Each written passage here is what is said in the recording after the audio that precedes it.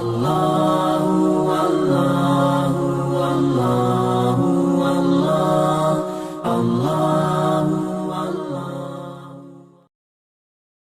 بسم اللہ الرحمن الرحیم، الحمدللہ رب العالمین، والصلاة والسلام علی رسولہ الکریم۔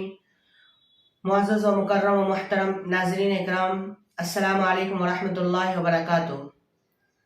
گزشتہ ویڈیوز سے معراج کا سلسلہ چلا آ رہا ہے۔ آج بھی آپ کے سامنے معراج کے تعلق سے کچھ باتیں آپ کے سامنے عرض کرنا چاہتا ہوں۔ اللہ کے نبی صلی اللہ علیہ وسلم جب معراج کا سفر طے کیے، مسجد حرام سے مسجد اقصیٰ، پھر ساتوں آسمانوں کا، پھر جنت دوزخ کا مشاہدہ کیا، اور کر کے جب واپس آئے تو صبح میں لوگوں کو بتایا کہ میں راتوں رات مسجد حرام سے مسجد اقصیٰ پہنچا، پھر ساتوں آسمانوں کا سفر کیا۔ جس کے دل میں ایمان تھا، انہوں نے اللہ کے نبی صلی اللہ علیہ وسلم کے اس بات کو قبول کیا، تسلیم کیا۔ اور جو کافر اور مشرک تھے، انہوں نے اللہ کے نبی صلی اللہ علیہ وسلم کے ان باتوں سے ان کا مذاق اڑانے لگے، بہت سارے اعتراضات کرنے لگے۔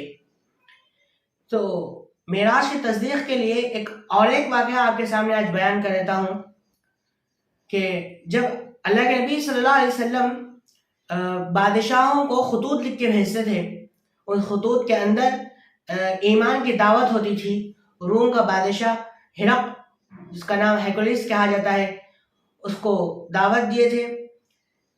ہرقل وہ بادشاہ کے پاس عرب سے ایک علاقہ آیا، تجارت کے لیے ایک قافلہ آیا تھا۔ تو بادشاہ کو معلوم ہوا، تو بادشاہ نے کہا جو عرب سے جو قافلہ آیا ہے تجارت کے لیے، ان میں سے کسی ایک کو بلا کر لاؤ۔ چنانچہ ابو سفیان رضی اللہ تعالیٰ عنہ کو بلا کے لایا۔ اس وقت ابو سفیان رضی اللہ تعالیٰ عنہ کافر تھے، مسلمان نہیں ہوئے تھے۔ اس کے بعد 1 سال کے بعد عام ہجری میں مسلمان ہوئے تھے، اس وقت کافر تھے۔ تو اس بادشاہ نے بہت سے سوالات کیے ابو سفیان رضی اللہ تعالیٰ عنہ کو کہ عرب میں ایک شخص ہے جو نبوت کا دعویٰ کرتا ہے، اور وہ آدمی کیسا ہے، جو اس کے صحابہ بھی آئے ہوئے ہیں یہاں پر، وہ آدمی کیسا ہے، کیا جانتے ہیں اس کے بارے میں۔ ابو سفیان رضی اللہ عنہ نے پوری دیانتداری کے ساتھ، صداقت کے ساتھ، شرافت کے ساتھ ساری باتیں صحیح بتا دی۔ یہ خوبی ہے، ان کا نسب یہ ہے، ان کا خاندان ایسا ہے، جو سوال بادشاہ نے کیا تھا سارے خوبیاں صحیح دیانتداری کے ساتھ بتا دی۔ ابو سفیان فرماتے ہیں کہ میں اس وقت کافر تھا، اور کافر ہونے کے باوجود میں یہ چاہتا تھا کہ محمد پر تنقید کرنے کا مجھے کچھ موقع ملے، ان کے خلاف کچھ بات بولوں، کیونکہ میرے دشمن تھے اس وقت۔ ابھی ابو سفیان مسلمان نہیں ہوئے تھے، کافر تھے، تو مجھے موقع ہی نہیں ملا ان کے خلاف، محمد کے خلاف کچھ بات کرو، ان سے دشمنی نکالوں، جس سے بادشاہ میں اختلاف ہو جائے۔ تو بادشاہ نے سارے باتیں سنی، اور عرب کا یہ دستور تھا کہ کافر اور مشرک لوگ بھی جھوٹ بولنے کو بہت برا سمجھتے تھے، کوئی جھوٹ نہیں بولتا تھا۔ ابو سفیان نے ایک بات کہی، ایک ان کے خلاف کہی، وہ کیا ہے، اس کا مقصد سمجھنا مقصود ہے، وہ کیا بات۔ تو ابو سفیان نے ایک بات کہی، وہ معراج کے تعلق سے ہی کہی۔ ابو سفیان رضی اللہ عنہ نے کہا کہ محمد کہتا ہے کہ راتوں رات میں مسجد حرام سے مسجد اقصیٰ گیا، پھر وہاں سے ساتوں آسمانوں پر گیا اور ساری چیزوں کا مشاہدہ کر کے آئے۔ یہ ہمارے عقل میں یہ بات نہیں مانتی، عقل میں نہیں، عقل سے ماورا ہے، یہ ہماری بات صحیح نہیں۔ جو بھی باتیں کہی تھی وہ سب ٹھیک تھی، لیکن یہ بات ہمیں سمجھ میں نہیں آئی۔ تو بادشاہ کے بازو میں ایک پادری تھا، جو وہ محل کا نگہبان تھا، چوکیدار تھا۔ تو اس نے فوراً کھڑے ہو کر اٹھ کر کہا کہ یہ کب کا واقعہ ہے؟ تو ابو سفیان رضی اللہ تعالیٰ عنہ نے بتایا کہ فلاں موقع کا واقعہ ہے۔ تو اس پادری نے، اس چوکیدار نے کہا کہ میں اس بات کا گواہ ہوں کہ شاید محمد آیا ہوگا، میں اس بات کا گواہ ہوں، کیونکہ آپ جس رات کی بات کر رہے ہیں، اس رات کو میں سارے دروازوں کو بند کیا، ایک دروازہ ایسا تھا جو بند نہیں ہو رہا تھا۔ تو بہت سے لوگوں کو بلا کے لایا، اور بہت سے لوگ مل کر دروازے کو بند کرنے کی کوشش کی، لیکن وہ دروازہ ہلا تک نہیں۔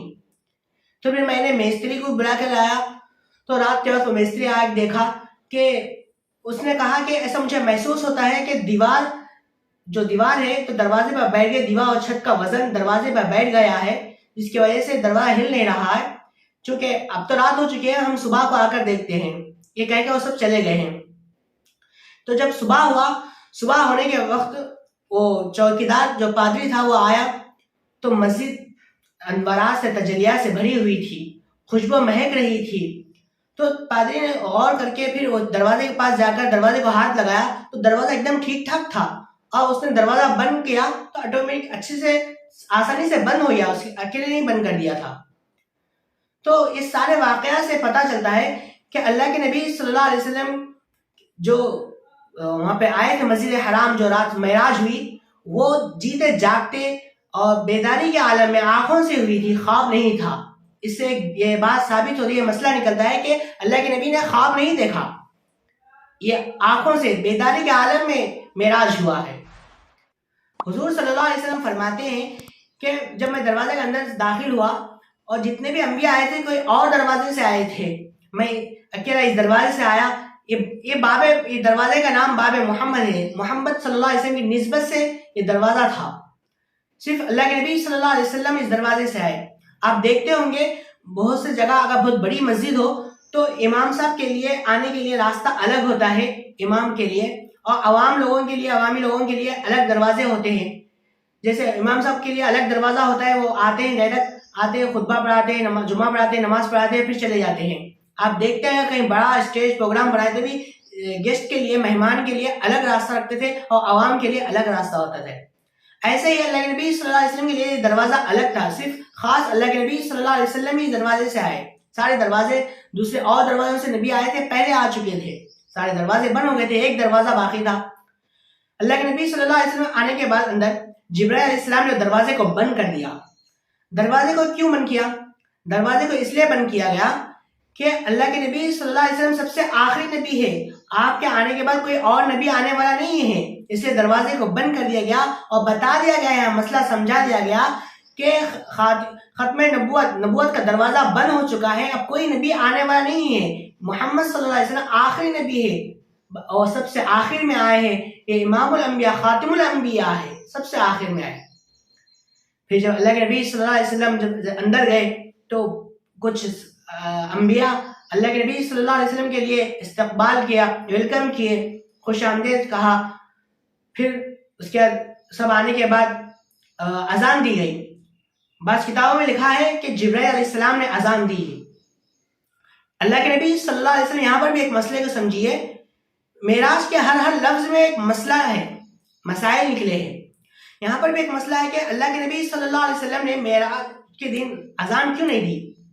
جبرائیل علیہ السلام نے اذان دی، اذان اللہ کے نبی نے کیوں نہیں دی؟ اللہ کے اذان کے کلموں میں حی علی الصلاۃ، حی علی الفلاح ہے، آؤ نماز کی طرف، آؤ کامیابی کی طرف۔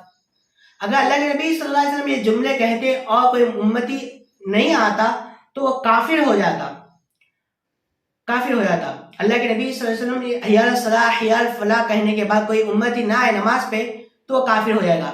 اس لیے بلال اذان دیتے تھے، اور جب حی علی الصلاۃ، حی علی الفلاح کہنے میں جو امتی نہیں آتا تو وہ فاسق اور فاجر تو ہو جائے گا لیکن کافر ہونے سے بچ جائے گا۔ امت کا یہ احساس تھا اللہ کے نبی صلی اللہ علیہ وسلم کو، اس سے اللہ کے پیغمبر صلی اللہ علیہ وسلم نے کبھی اذان نہیں دی۔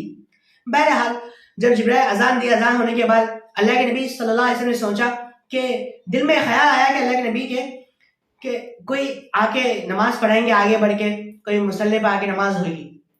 یہ دل میں اللہ کے نبی صلی اللہ علیہ وسلم کا خیال آیا۔ سارے انبیاء جبرائیل علیہ السلام کی طرف دیکھے، جبرائیل علیہ السلام نے اللہ سے پوچھا، اللہ نے فوراً کہا کہ جبرائیل جو تمام انبیاءوں میں روحانی اعتبار سے جو سب سے بڑا ہے اس کو آگے کرے۔ جبرائیل علیہ السلام نے اللہ کے نبی صلی اللہ علیہ وسلم کا ہاتھ پکڑ کر مصلی پر لے جا کے کھڑا کرے، اے اللہ کے نبی آپ امامت کرائیے۔ سارے انبیاء کی امامت اللہ کے نبی صلی اللہ علیہ وسلم نے امامت کی ہے، امام الانبیاء بنے۔ یہاں بتایا گیا، یہاں پہ بھی ایک مسئلہ سمجھایا گیا، جہاں محمد رسول اللہ صلی اللہ علیہ وسلم ہے وہاں پر امامت محمد صلی اللہ علیہ وسلم کریں گے۔ اللہ کے نبی صلی اللہ علیہ وسلم کے ہوتے ہوئے اللہ کے نبی صلی اللہ علیہ وسلم مکہ میں تھے تو خود امامت آپ نے کی تھی، مدینے میں تھے تو امامت آپ نے ہی کی تھی۔ جب مسجد اقصی میں آئے تو تمام انبیاء کی امامت بھی اللہ کے نبی صلی اللہ علیہ وسلم نے کی ہے، اور جب بیت المعمور میں گئے تو فرشتے مقتدی تھے تو اللہ کے نبی صلی اللہ علیہ وسلم نے نماز پڑھائی۔ یہاں سمجھایا گیا معراج کے ایک ایک لفظ میں مسائل ہے، ہمارے لیے سبق ہے. ہم معراج کو اگر اچھے سے پڑھ کر سنیں گے سمجھیں گے تو بہت سے مسائل، بہت سے ہماری زندگی کے سبق ہمیں ملیں گے. اللہ سے دعا کریں کہ اللہ تعالیٰ ہم سب کو معراج کو صحیح سمجھنے اور عمل کرنے کی توفیق نصیب فرمائے. آمین وآخر دعوانا الحمدللہ رب العالمین. اللہ اللہ